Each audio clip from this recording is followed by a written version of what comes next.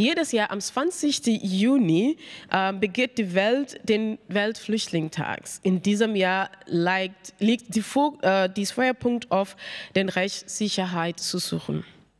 Herzlich willkommen bei Nyimas Bantaba. Mein Name ist Nyima. In unserem heutigen Sendung blicken wir auf den Weltflüchtlingstag, mit dem Thema das Recht, Sicherheit zu suchen. Allerdings, wir werden uns auf die Rolle der von Flüchtlingen geflüchteten Organisationen bei der Schaffung eines sicheren Raums für Flüchtlinge auf der ganzen Welt konzentrieren. Each year on June 20th, the world celebrates World Refugee Day. This year, the focus is on the right to seek safety. Nyimas Bantaba would actually be looking at the role of refugee-led organizations in creating safe spaces for refugees across the globe. These leaders and their organization are doing fantastic work in safeguarding the rights and amplifying the voices of refugees, especially at a global spectrum. Every person actually on this planet has a right to seek safety. Whoever they are, wherever they come from, and whenever they are forced to flee. It's another edition of the Nyimas Bantaba. My name is Nyima. With me today, I am joined via Zoom by actually Paul Katima from Kampala, Uganda. Welcome, Paul. Pasu Sharma from Melbourne, Australia, and Sasa Al-Rihawi from Germany. I may now introduce my guests who are actually joining us all the way in the globe, actually from Africa, Asia, and Europe. Thank you for taking time. Paul Kitima is from the Democratic Republic of the Congo, now based in Kampala, Uganda. He is a humanitarian consultant on the documentation and investigation on sexual violence in conflict, a film director and an author. He became the executive director of the Bodego Refugee Livelihood Center in 2018. Bodego is a consortium of refugee-led organizations based in Kampala, Uganda. Sasa Al-Rihawi, joining us from Bavaria, Germany, is a human rights activist, a Syrian refugee based in Germany. She co-founded the steering committee, member and chairwoman of the Global Refugee-led Network, GRN. Sasa, also a board member of the New Women Connectors, co-founder of Global Independent Refugee Women Leaders, member of the Gender Audit Team for UNHCR, co-founder of Network of Refugee Voices, and former member of European Migrant Advisory Board, and so on. Sasa holds a bachelor's degree and a postgraduate degree in sociology and a master in psychosociology work. In addition to political science from Maxwell School, Syracuse University. Currently, Sasa is working as a research assistant in LIFBI Institute on REGIS project, that is refugees in the German educational system. And last but not the least, Sharma, joining us all the way from Australia Island. It's 9 p.m. Thank you for this time.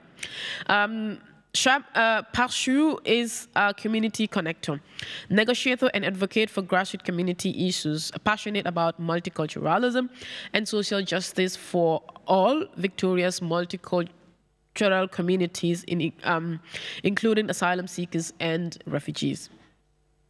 Pasu brings extensive experience of working over 20 years with government, NGOs, refugee communities at local, national and international issues in Australia and the Asia Pacific, in empowering refugees, leadership development, capacity building, stakeholder relations, and project management. Pasu, as a former refugee and stateless person with lived experience, brings passion, empathy, and commitment to bring changes in the lives of others. And finally, he holds a Master of Horticulture Research from the University of Melbourne and is an alumni of Leadership Victoria's Folio Leadership Program 2016. Ihr könnt uns auf unseren Instagram-Kanäle und wir sind gerade live auf Facebook folgen oder schickt uns ein E-Mail, falls ihr auch mitmachen möchtet. Es ist heute, wenn wir die Sendung eigentlich nochmal komplett auf Englisch machen, weil meine Gäste sind aus einem englischsprachigen Land. Meine erste Frage geht an Sasha. My first question goes to you. So you are leading the steering committee for refugee, for the Global Refugee Network. I am currently interested to know what is GRN currently doing to strengthening meaningful refugee participation and promote partnership with organizations led by refugees, asylum seekers, internally displaced people, and stateless persons. Shasha? Yeah. Hi, everyone. Good evening. Good afternoon. My name is Shaza, and thank you for this. Do you want to put your video on? It's already on. Okay. Oh, yes. Now we see you. Oh, okay. Yeah. So, sorry. My name is Shaza, as you said, and I am working with the GRN Global Refugee-Led Network. We are in the Global Refugee-Led Network.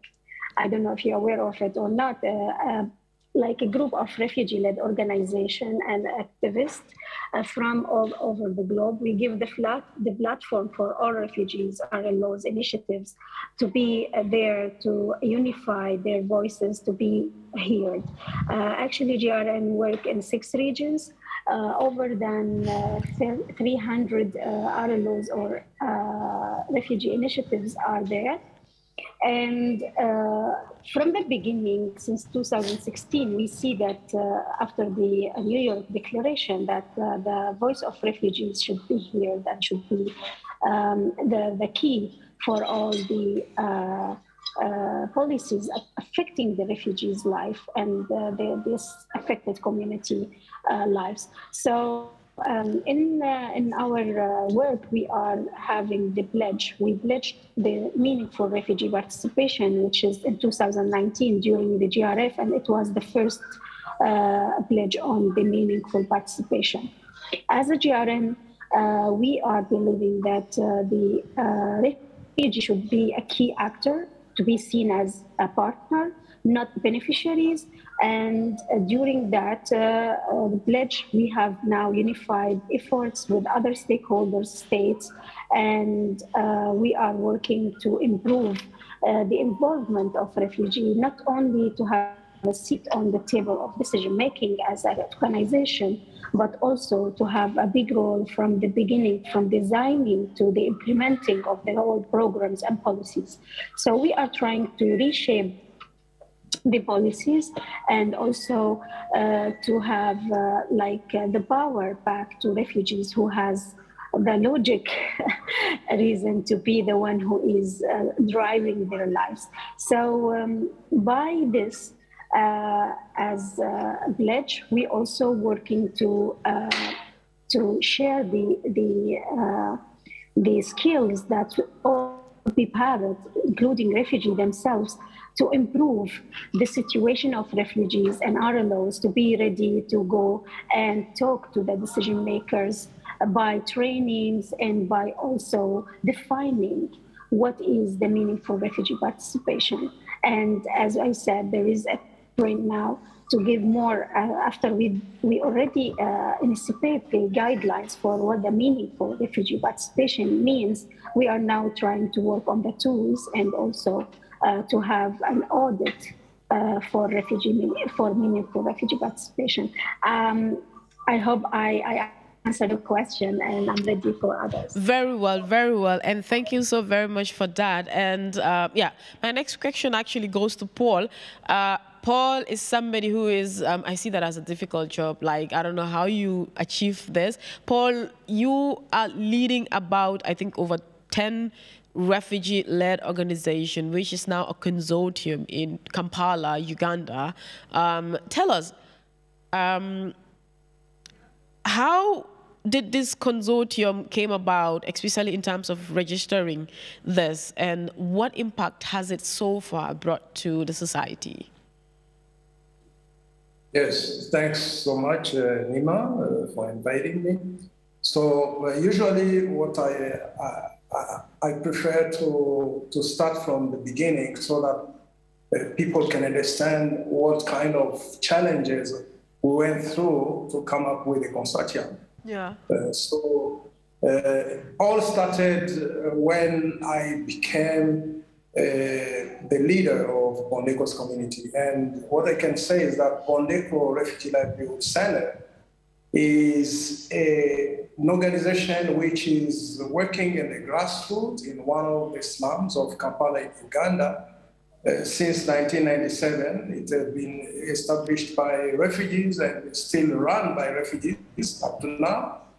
So what I came to realize is that the impact of Bondeko in the community is very tangible. But unfortunately, back in 2018, when I came to Bondeko, I inherited a NARA law which has been around for almost 2 decades, but doing great in the community with almost no funding at all, except in very few times. Sometimes we used to receive very limited funding. So, but why the impact was so tangible in the community is just because it's the community which is having the ownership of all our activities. Anything we do, we consult the community. The community is involved in the designing, the implementation, and even in the reporting of our activities. So that was the secret. But the gap between the people who are reaching out to us every year seeking for assistance and those who actually we manage to assist is very huge just because we are lacking funding.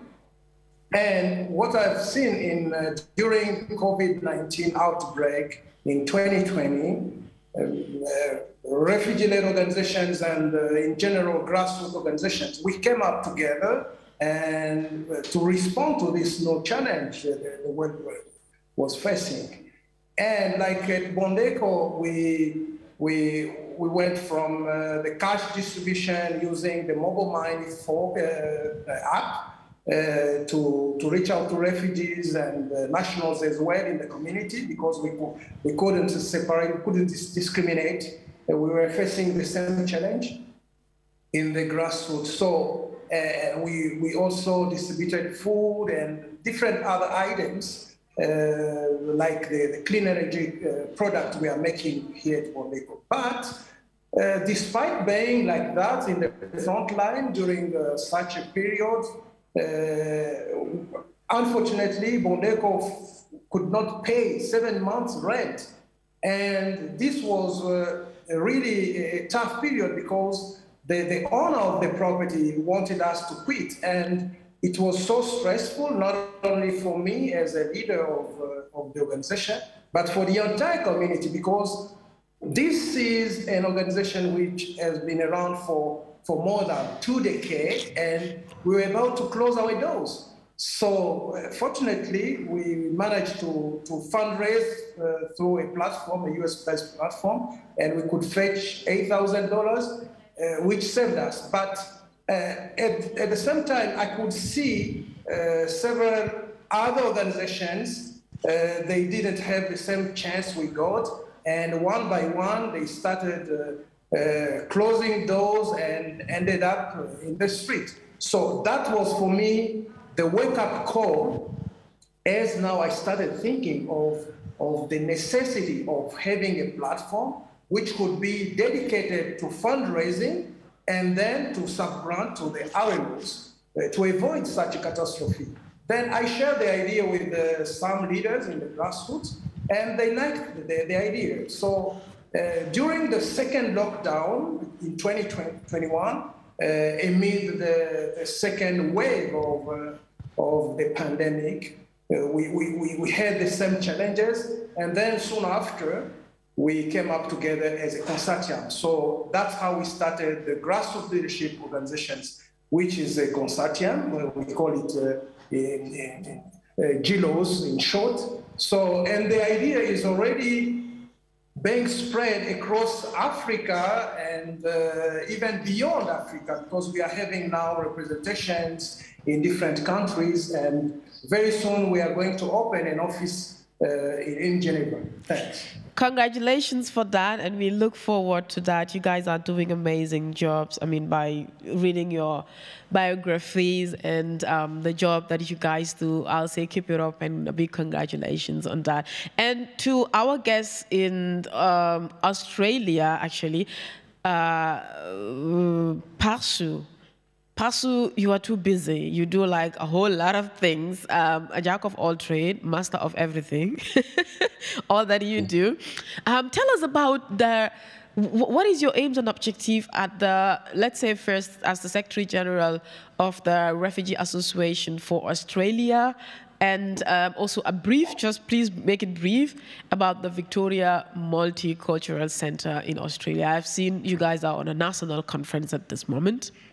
You can put your video on and tell us what's going on in Australia right now. Thank you very much for the opportunity, and welcome my colleague Saza, Paul. It is good to meet all of you, and Nyima in Geneva. Couple of weeks ago. See, before I begin, I would want to pay the homage to our indigenous people in Australia, the Wurundjeri people, where I stand for, because we are just when Australia formed the new government, we have endorsed to undertake and accept the Uluru Statement from the heart. That means to accept the indigenous people and their rights and include them. And the conference I attended, the FECA, Federation of Ethnic Community Councils of Australia biannual conference, 900 delegates attended. The first thing that conference did in the opening is endorse the Uluru Statement. So we are in Australia at the time of a big change. We have a new government, and then we have a lot of aspirations. When it comes to Refugee Community Association of Australia, and as my role, we formed this organization in 2019, and we launched in 2020. We did this because we wanted to have alternative voice by the refugees, for the refugees, with the refugees. Very many of you don't know in Australia that very often we have been very well advocated at times by other organizations on our behalf. But we have doctors, lawyers, scientists, professionals, nurses, and what we thought is that we have refugees capable enough to handle our issues. We don't need someone to go and talk for us on behalf of us, but we can do ourselves. So that is how the RACA was born, and people with the lived experience. And then that organization, when we brought the people from lived experience together, the pandemic hit us. And during the pandemic, we were fortunate that, RACA was very active on the ground. Refugees came with the passion when there was lockdown in Melbourne, the longest lockdown and the hardest lockdown and the curfew. Refugee communities were out and about day and night. Refugees helping refugees. Yeah. Old refugees like Vietnamese refugees who came in 1980s have donated us 11 tons of food without 1 cent of money RACA had. Mm-hmm. And that shows the power of refugees to donate to refugees. Then we got government support and we continued the emergency relief work. And that has been recognized by the Victorian Multicultural Commission. They have an annual excellence award, and we were awarded the refugee category winner in 2020. And then the Victorian Multicultural Commission, quickly I'll say, is a big body in Australia. In Victoria, we have a Multicultural Act. In Australia as a national, does not have Multicultural Act. Mm-hmm. Some states in Australia have Multicultural Act, other states does not have Multicultural Act. And the Victorian Multicultural Commission will work according to the Act and advise the government, question the government and take the issues to embed in the policy of the Victorian government. Thank you very much. It's actually always amazing when you have like global leaders like you guys with vast experience in speaking. And then it's always amazing. But please, let's try to summarize in our answers, because I have like a whole lot of questions to you guys, because I mean, you guys are doing amazing work, and I'm quite interested, and of course the viewers as well, to know really in depth what you guys are doing. So let's please try to summarize the answers so that we could be able to absorb everything. On that note, refugees are proper refugees, Shasa. At a global perspective, we are looking forward, in 3 days, it's World Refugee Day, and this year's topic is actually right to seek safety. And you're very busy, and I'm sure the Global Refugee Network is actually working towards something. What reminds you when this day comes, World Refugee Day, every June 20th? What reminds you of? Yeah, thank you for this question. Actually, before I used to work at the UNHCR staff, so it's always like a day to celebrate and to remember. But once I became a refugee myself, actually it's shifting in my mind that it's not a day to be celebrated, because being a refugee is not celebration actually, but also it's a time to feel proud of myself, how strong I am, how I am survive and resilience to be again starting my new life in somewhere else, using my knowledge and justifying the state. Refugee is just a state. It's not a stigma, okay? So I think it's giving me more knowledge, more experience, if I can say. Instead of being ashamed to be a refugee, I am really somehow feeling the power to be a refugee, showing the resilience. And it's a time also to unify our work, to work together, to stop this kind of issues, either from political war or crisis, or also from the climate, which is now threatening everyone. So no one has a hat on his, or umbrella on his head to prevent himself to be a refugee. It's something might be happen to everyone. So please think about that and be ready with policies to be fair for all refugees. Thank you very much. It's actually quite interesting, from protecting refugees to being protected by UNHCR in your case. And I mean, again, you are protecting the refugees again through the Global Refugee Network and so many refugee leadership networks that you are involved or doing. This is really amazing, and kudos to you. And to Paul, who is joining us all the way from Africa, because we here in Europe, we mainly talk about refugee issues in Europe, what is happening. Personally, I don't really know what's happening, and even though I'm from Africa. Paul, what's happening in Africa? Going back memory lane, if you heard of this day, June 20th, what memories does it bring to you? And is there any preparation that your consortium is doing towards this day? Yes.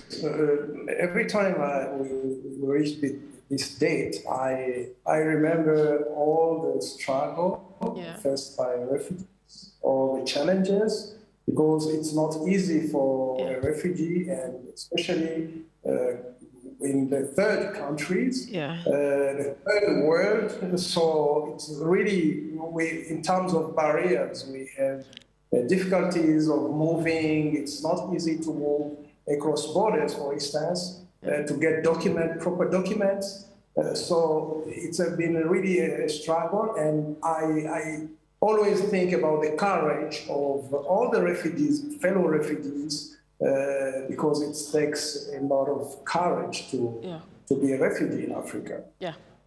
I mean, not just a whole lot of courage to be a refugee in Africa, but in Europe. People in Africa might think, okay, Europe is paradise. Man, it's really the opposite for refugees, for everyone, but mainly for refugees as well. They said it takes two to tango, but it takes real courage and determination to make a person the real person that person is. Parsu,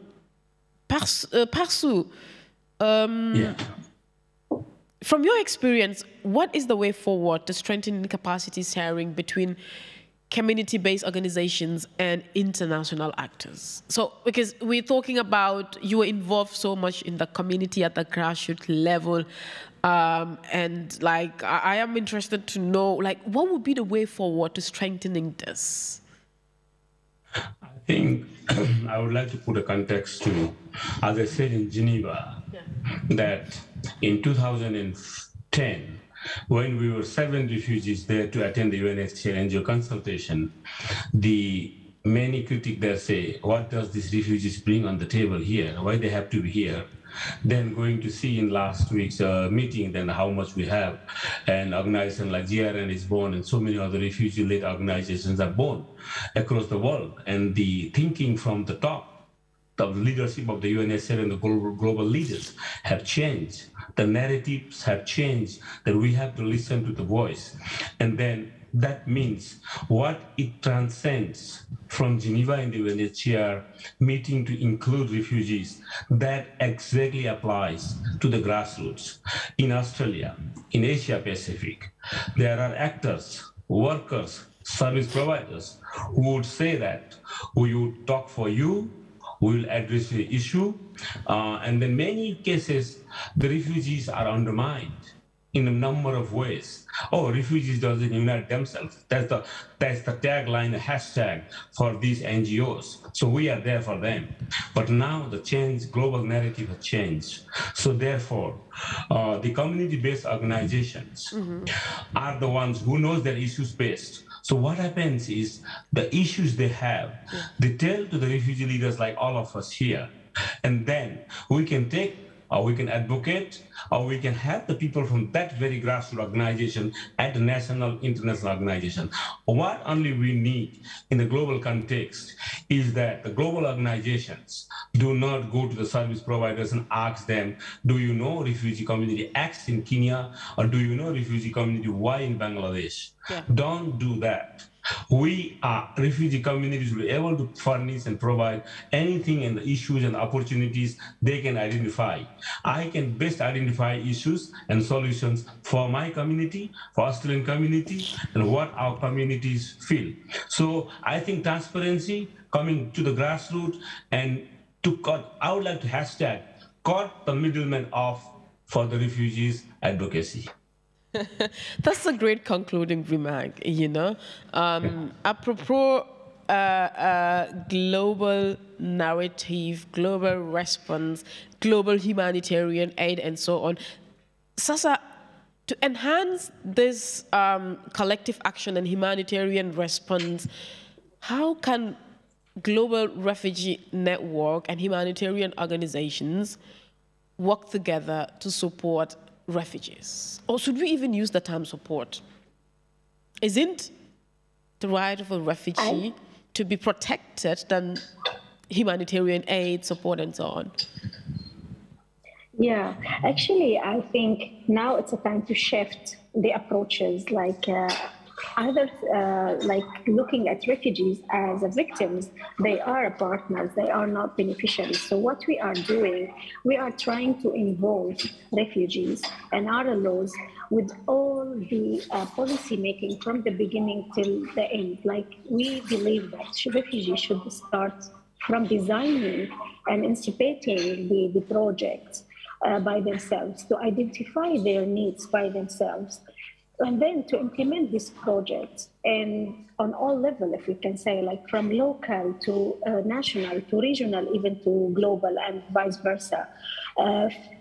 All refugees should also, all groups should be involved in this process, like women, children, and like AGD should be applied, AGD approach should be applied for all of that. To enhance this meaningful refugee participation, we asked to have the summits. We have the global refugee summits ever, the first one, and there we have our motto, which is nothing about us without us.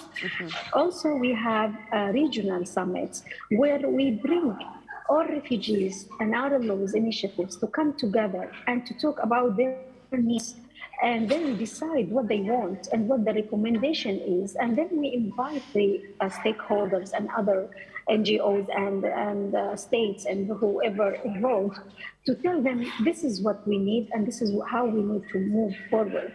And to take this regional and local to the global and vice versa. So all levels are informed, because most time we see that the refugees on the or NGOs or UNHCR, they're speaking on the global level, but when you go to grassroots, there is nothing. So this is our work, our time to do that kind of bridging between our levels. Thank you. This is our role. This is the right time to bridge that barrier between humanitarian organizations at a global level and refugee-led organizations. Thank you for that concluding remark. Paul, Sasa and Pasu just concluded on, they emphasize more on inclusion. And on that note, I'm interested to know, like, what methods and roles are required for participation, integration, and inclusion for refugees? Well, I believe that it's time to have a bottom-up approach. Yeah. That's the right method versus the top-down mentality, which has prevailed for half a century in humanitarian response. Because as they were saying, refugees are the one who understand better what kind of challenges they are going through. Yeah. Thus, they know better what kind of solution or responses may be appropriate to respond to those challenges. So, but when I'm talking about localization, what I used to tell my colleagues and other RLOs is that we have to understand that we still need international organizations. We need partners like UNHCR and others. We need to work. We need to walk side by side in this battle if we want to reach to the results, and especially in times of capacity sharing, for instance. And we like at Bondeko, we're having an MOU with the former Xavier project, now called COHERE, of capacity sharing with focus in finance. And we are having now, as a consortium, a similar agreement with the same partner. And at this time, the difference is that it's not only COHERE will be implementing this, but also as well, it will be in partnership with Bondeko. So that's some of the things I could say about that. Thank you very much for that key points in terms of participation and inclusion or integration for refugees. That brought me, let's say, we also going to look at the side of Asia, that's Australia, from Pasu. First, Pasu, what methods, in the other way around, what methods or ways is your organizations or various organizations, per se, is taking in amplifying refugee voices and especially the right to settlement? You mean how our organizations working towards pushing the settlement or increasing, amplifying the settlement space? Yeah. Yeah, I mean, exactly. Yeah. Amplifying refugee voices, especially resettlement, because every refugee needs to be settled. Yeah, so refugee resettlement in Australia is determined by the government quota in Australian context.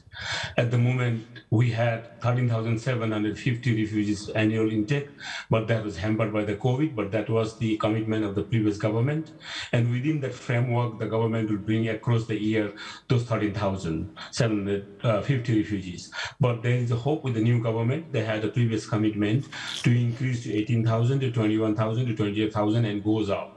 So what happens is the refugees, they are settled, or when they come here under those quotas, there are settlement service agencies which are paid by the government to receive the refugees from the airport, look them a temporary accommodation, buy them basic things until they find a rental accommodation. That is a basic process, I think, in most of the refugee settlement countries. But what as in refugee organizations we have been asking or been advocating is we need more places for refugees. because there are more number of refugees. Australia is a rich country, is a diverse country, and the refugees in Australian context, there was a research which showed that after 5 years, 85% of the refugees get into full employment. 15% of those remaining are people of torture, trauma, elderly people. So refugees actually contribute so significantly in the social and economic fabric of Australian context. Therefore, at the moment, we increase the refugee participation, but when the refugees are resettled here, the Australian resettlement process is considered one of the best in the world. The reason I say that, because the refugees are supported through number of funding.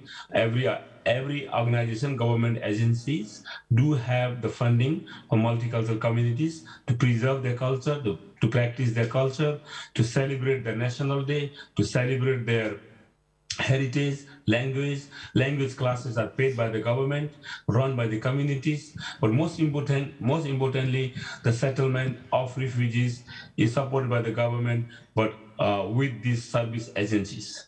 Yeah, thank you very much. Correct me if I am wrong. In your statement, I heard you said, did you say a number 750 or 7,500 annually? Australia hosts 13,000. No, it is 13,750 every year. Annual intake every year, but that was of the previous government.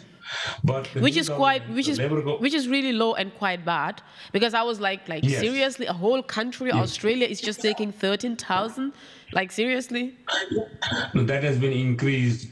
Before that, we used to have less than that. Oh. But the new government this is a political topic in Australia. Yeah. So whoever is in the government would decide what they want to do. Okay. But we are very fortunate to have new minister and the new government.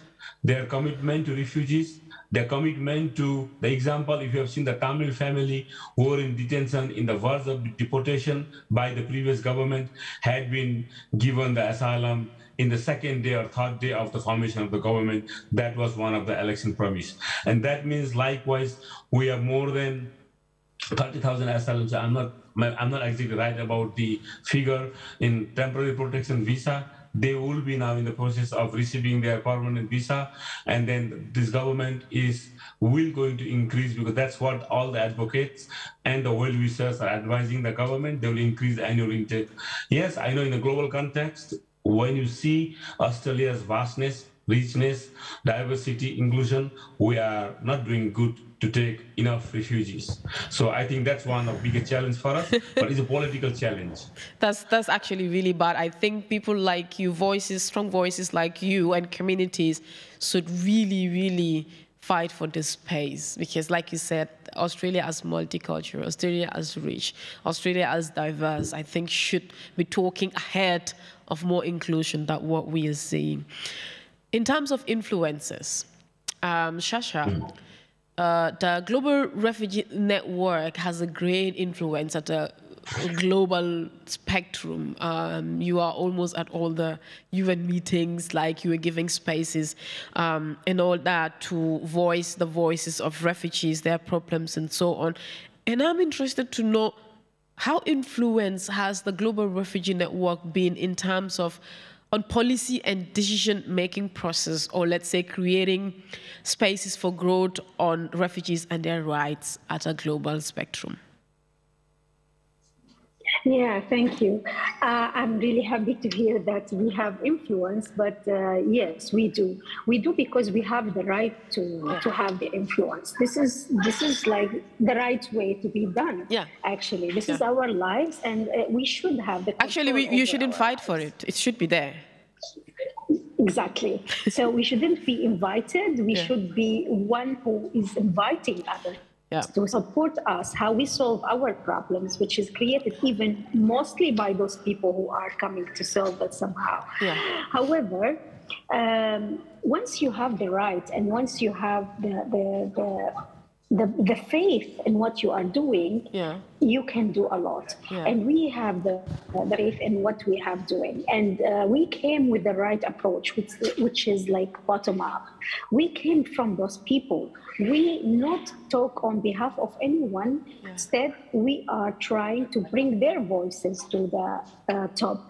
policy makers, and we are trying to bring the new innovative ideas and solutions, because no one knows the environment more than the one who live in it.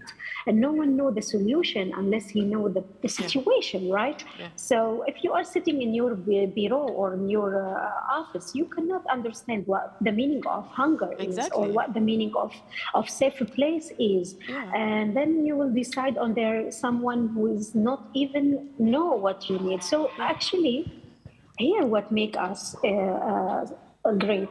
And also, it's not about GRN only. GRN is a collective work with other NGOs and other refugee initiatives. So there is a lot of other groups who are there in the same level with us, working, bringing these voices. We were doing consultation with refugees in Africa recently. Each region, they do a local consultation, and it's not about only consultation, it's also involving those communities to have designed the programs, and we come up with all these needs and recommendations to the top. Now we are trying to shifting the power, to be honest, and if we can say, sometimes the pandemic turned to be an opportunity, if we can say it. So the COVID-19 pandemic shows the role of refugee and refugee-led initiatives, while other international committees were really stuck and banned from continuous supporting. And here where we are. And then we said, look, at the moment we need you most. You were not able. So now it's our turn, I think. So yes, we are calling for having a seat, having an equal voice, having all groups there. Again, LGBTIQ, women, elderly, disabled. We are trying to not forget anyone or leave anyone behind. So this is our, like if you can say, mandate. And how we are working as a GRN. Don't forget and leave no one behind. Like you said, it is our time to conquer that space. Keep on the influence that you are doing to get to that space. Like I said, I have no idea why we should be fighting for inclusion, why we should be fighting for that space when it is really a right, not a privilege. But then, again, as the saying goes, if you go to Rome, you live like the Roman people. So if the inclusion is not there, get it and do the thing your own. You also made mention of some challenges, Shasa, and this would turn me back to Paul. I think there is the most interest on you because you're from Africa, and I don't know, a lot is going on there as well. I know in Uganda, politically the atmosphere is not as friendly. But then we're talking about refugee issues here. Tell us, what's the situation in Uganda? What's going on there in Kampala? What are the challenges you guys are facing? Okay, Uganda is having the Refugee Act of 2006, which is very progressive, but still there are some gaps. We are trying to see how to fill.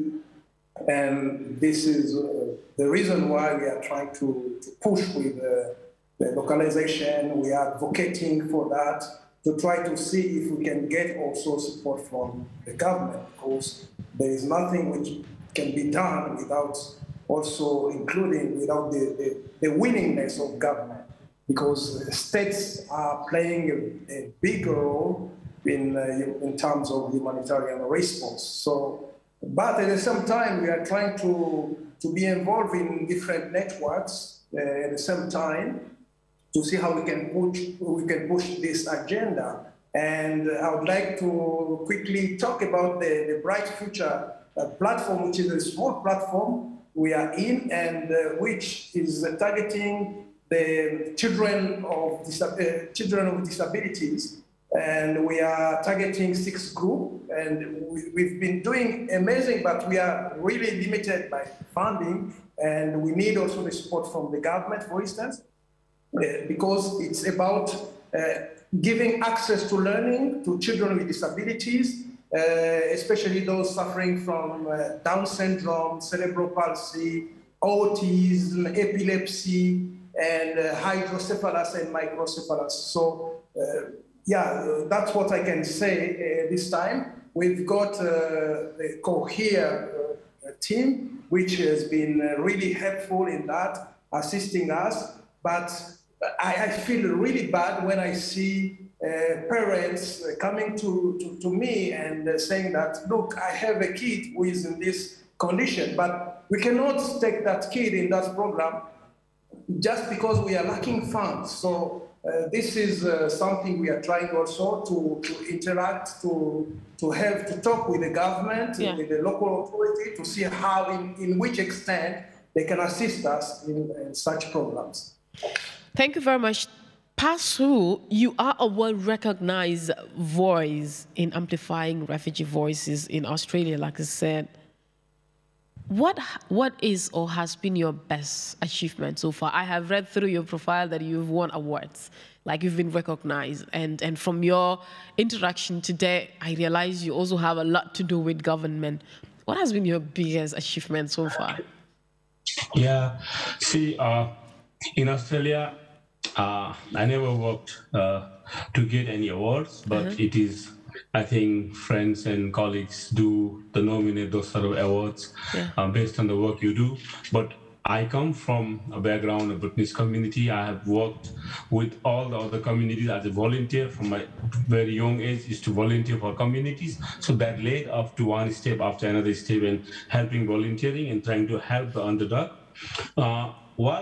Some of the achievement I feel was when I was a refugee in 2000 until 2006, I got end of 5 got the permanent residency in Australia, and then I thought, how would you contribute to this country when they give you so much?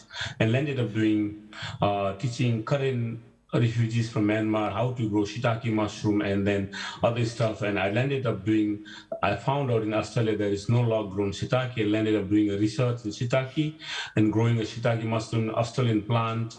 And that led to me recognition in the media. And I went to teach the Australian farmers how to grow shiitake in the Australian trees and capitalize it into an economic perspective where a couple of farmers invested huge amount of money to make it an industry, and still they're going on. So that's one thing I find myself being there, which I'm recognized for my contribution as a refugee, that as a refugee you can do a small contribution to this nation.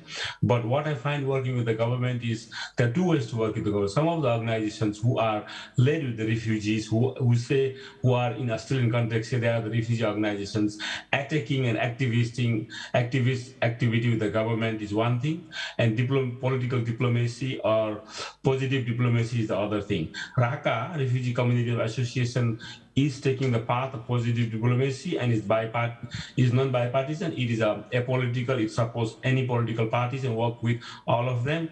That has created and given us some understanding and recognition. Recently, I will give you how we work with the government is, I think RACA is only one of the organizations among 2 or 3 that our government of Australia allowed us to host the citizenship ceremony and give the citizenship, award the citizenship to new refugees.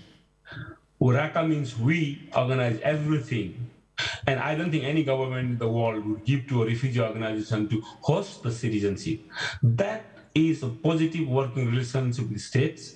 That is a good story Australia has. I don't think any country in the world have done yet that. So this sorry, you said you haven't think any country has done that yet. Citizenship, what was the citizenship ceremony given to the refugee organization to host and deliver the citizenship ceremany. It is maybe the government in Germany, maybe they will do it in the next generation. Yeah, so yeah, because that's how we have been done. We have done last year, we have done a couple of before that. And then that gives us satisfaction to refugees, belonging to refugees. And new refugees are receiving their citizenship certificate through the refugee-led organization. Wow. This story has to go in the international context, and this is one good example, actually, Australia can say to the world. Thank you so very much, Pastor. I have to cut you there. We have like less than 8 minutes to wrap up. So I have a few more questions to all of you. Sasa, tell us, like, you live in Europe, you travel all over the world, you are in different places in across Europe, across the globe, everywhere. What has been your experience so far? Like, what have you observed? What is the refugee situation in Europe, especially in Germany? Let's focus on Germany. And you are in Bavaria, one of the cities that has worse laws for refugees, actually. I don't know how you manage. Tell us, what's the situation? Yeah, actually, all refugees share the same challenges, almost as challenges, but it's in different situation. Like, to be honest, when I was in Africa and I saw refugees there, I met with them in the settlement and even in urban settlement. It was really totally different. It's something horrible. I was in Uganda, and it's really, I felt ashamed even to say I am a refugee comparing to them. There is no right, nothing. So each country has a different regulation, if we can say, and different rules towards refugees. To be honest, in Europe even, we have also differentiation between country and country. People in Europe and in Greece, it's totally different as experience to be a refugee in Greece in comparing to Germany. While still, though in Germany is really a little bit, like we can say everything is there, supportive, like you can have education, you can find so many facilities. But after a great perseverance, like in Germany, everything is here, but you don't just have it like that. No. It's actually in Germany, refugees, I think, is classified. Exactly, I'm coming to that. So what I'm trying to say is to be a refugee in a camp, in a Kampala somewhere, it's totally different than being a refugee in Germany. But at the same time, both of them struggling, both of them have problems, both of them, they have to figure out how to integrate within the community, included within the community. It's not easy for any one of them. But maybe here you can have more facilities, but also more responsibilities. And you need to understand the community itself. You need to understand the rules. And it's really not easy for people who are coming with a different culture, different, if we can say, a language and different mindset. Like we are totally different as people who coming from for example, North Africa or MENA region. Yeah. It's really different here, and to find the welcoming environment. Sometimes also it's hard for the host community to welcome all the stranger out of sudden somehow, and that's, I think, the gap from the host community to also understand more about who is those people, what they are coming with. The media play a big role, a different role, I think, because the media shows that people are coming to steal your work and steal your money and so many things. But if you look now, how the dealing with the crisis of Ukraine, for example, I feel like everyone trying to show the solidarity. So if I can say, if the will is there, the willingness is there, everything can be possible from all over around the world. And we put a stop to there. We put it there. We have 4 minutes. If the willing is there, we can put a stop to what is all the crisis happening in the world. And media plays a great role, as you said. And apropos media, Paul, my last question to you. We've seen media reports or heard about issues. England, UK, is actually sending refugees to Rwanda, most especially refugees from Ukraine, non-Ukrainians to Uganda. How is the Uganda government receiving this? Why are you even accepting this? A refugee all the way from UK to Africa, like, because they are black? How is the Ugandan government and the refugee-led organization consuming this? Well, it's about Rwanda, not Uganda. Rwanda, so that's Rwanda, exactly, sorry. Rwanda. Yeah, but let's take that in an African context. Yes, so in African context, we are like, Africa is facing already some economical challenges, which are different. So if you just check in terms of GDP per capita, like in Uganda here, we are at around $700 per capita. So it doesn't make sense for us as refugees to see that on top of that, we can have another burden like that, because already countries, states here in Africa are struggling to manage the refugee crisis. So really, we are looking at it we are a bit surprised with that. So we don't know really how they are going to manage this. Yeah, that's a topic we would look at with an expert from Rwanda and from UK maybe. We had that last time on our topic on Ukraine with a media expert from London that joins us.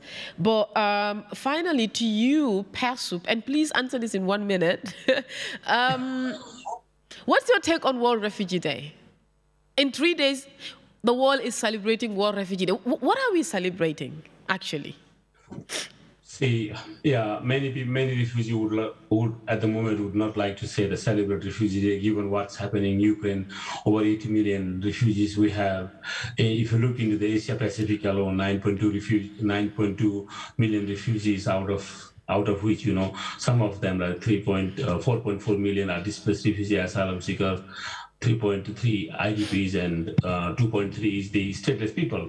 So I think it just celebrating one side of the refugee. It's not all refugees celebrating. Those people in camp, what they will celebrate the refugee. There's nothing. But there's only one hope for refugees who are in desperation now. When I was in that situation, and it was only one thing, it was a hope. But the refugee celebration is also in the Western context, like Australian context. Yes, we celebrate the refugees who are here, but also to show the positive contribution that refugees bring. And the theme that UNHCR put, everyone has the right to seek asylum. I think just it is trying to promote a message that on this Refugee Day, let us be more human. Let the states increase their quota. Yeah. They recognize, and at the end of the day, who would have thought a country like Ukraine, you get more than how many now? 5 million, 7 million refugees out. Mm-hmm. So that's what I would say, you know. And I would like to say one thing quickly: the Rwanda context of sending refugee actually is an Australian export. Yeah. Australia and Malaysia as an export are sending refugees to Cambodia. The news is talking. Australia has a bad export of that policy to the European context. Yeah. Apropos badass, we will be having more of refugee badass on Nyimas Bantaba to talk about the migration issues across the global context. Sasa, could you in 30 minutes tell us 2 aims that have been achieved in terms of creating influences at a global spectrum? Please, in 30 seconds. I give you 10 more. Yes. Actually, we increased the number of participation in the NGO and other platform from, if you look in the GRF, it was like 2%, and now it's going to be 10%, if we can say, and we are asking for 25%, yeah. And the GRF 2023. And also in the ATCR, at the beginning, we were having no affiliation, but now as a refugee, we have a seat, not only participating in person or invited, but also we have a seat with this ATCR. Thank you so very much. Refugees has a seat in so many different places at the global spectrum. That's all we have for you. Das war's von unserer heutigen Sendung. Wir haben über das Thema des Rechts, Sicherheit zu suchen, mit Fokus auf die Rolle der geflüchteten Organisationen bei der Schaffung eines sicheren Raums für Flüchtlinge auf der ganzen Welt zu konzentrieren. Gesprochen, Bantaba ist ein traditioneller Treffpunkt, wo Leute zusammensetzen und unterhalten. Der Name Bantaba leitet sich von dem Wort für einen großen Baum ab. Der Begriff stammt aus Mandinka, meiner Muttersprache. Die wird meistens in Gambia und Senegal ausgesprochen. Auf der Bantaba-Bühne beschäftigen wir uns mit verschiedenen Themen und diskutieren mit Leuten diversen kulturellen Hintergrund mit dem Fokus auf Migration, Frauen, Empowerment und Kultur. That was all we have for you on the Bantaba-Sendung. We had talked about the right to safety ahead of the World Refugee Day. My guests were from a global level, Africa, Asia Pacific, Australia to be specific, and of course from Europe. Thank you so very much for joining the Nyimas Bantaba. It was a fruitful discussion. My name is Nyima Jatama. Until I come your way next month with another educating topic. It's a goodbye from me. Thank you for having us. Bye-bye. You guys can stay. Thank you, everyone. You guys can stay and put your cameras on. We will have a picture together. Okay. Yeah.